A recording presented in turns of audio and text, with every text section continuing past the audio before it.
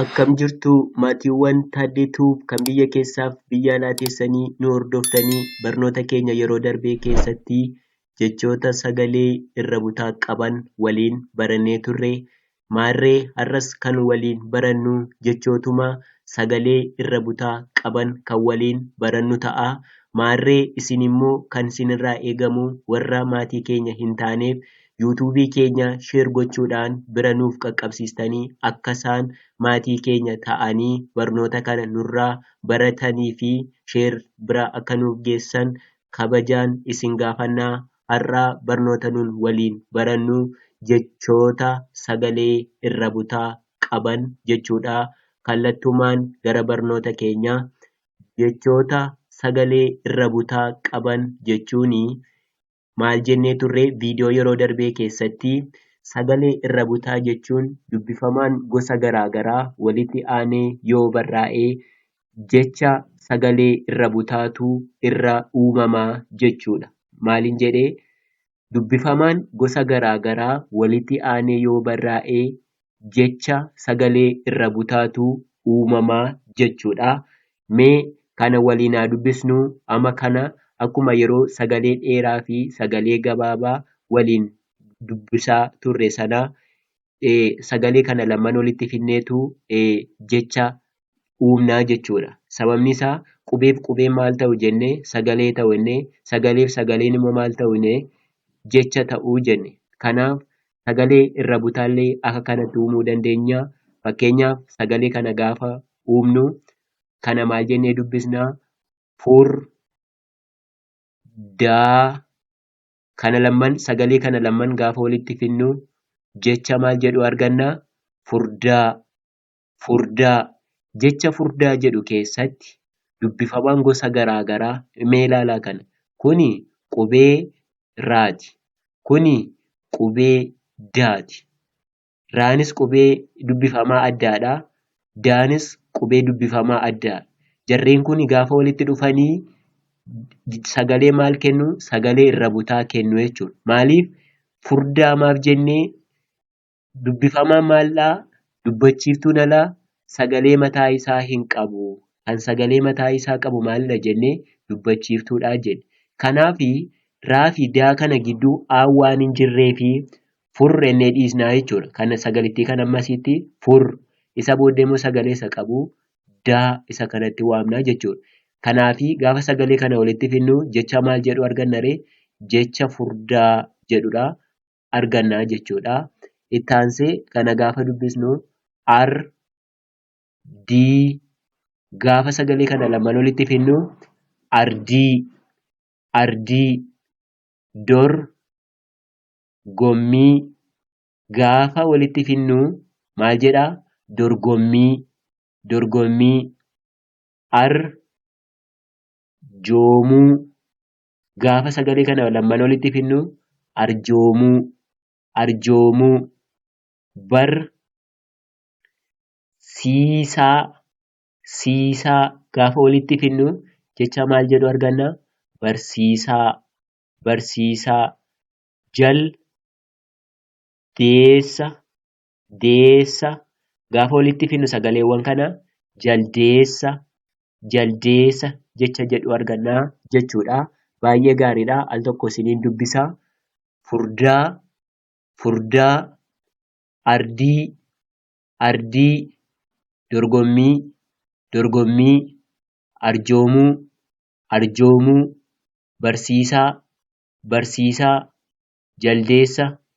Jaldeessa. Jaldeessa. Baay'ee gaariidha. Ittuma fufee jira.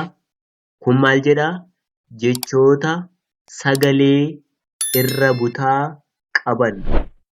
Jechoota sagalee irra butaa qaban. Baay'ee gaariidha. Mee haa sagaloomsinu kana. Aangoo. Gaafa kana walitti fidnu aangoo. Aangoo. Arjaa. Gaafa walitti fidnu arjaa. Arjaa.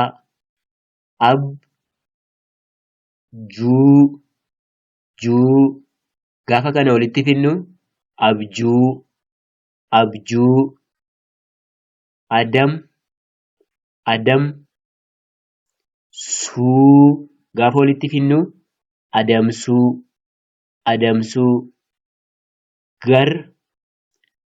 gaaruu gaafa walitti fidnu gargaaruu,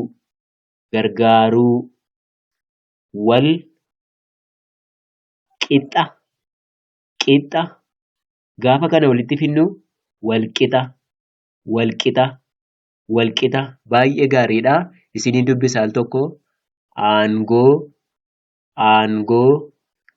arjaa, abjuu,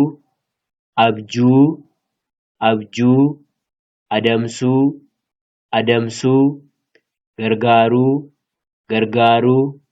gargaaruu, walqixa. Baay'ee gaariidha. Ittuma fufee jira. Maal jedha kuni? Wal qixxummaa walitti gaafa fidnu walqixxummaa, wal qixxeessuu, walqixxeessuu,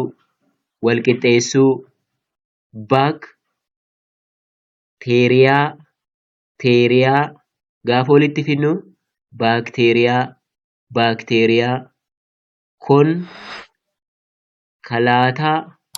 konkolaataa gaafa walitti fidnu konkolaataa. Baay'ee gaariidha. Al tokko isiniin dubbisaa. Walqixxummaa, walqixxeessuu, baakteeriyaa,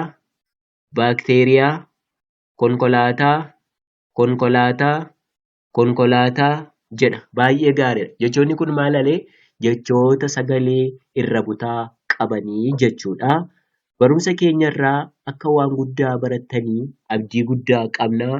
Maarree isinirraa immoo kan eegamu akkuman jedhee warra maatii keenya hin taanee fi yuutuubii keenya sheer gochuudhaan bira nuuf qaqqabsiistanii akka isaan maatii keenya ta'anii fi akka isaan isinillee gargaarsi keessan akka nu biraa hin dhaabbanne sabiskiraayibiin keenyallee baay'ee dabalaa jira.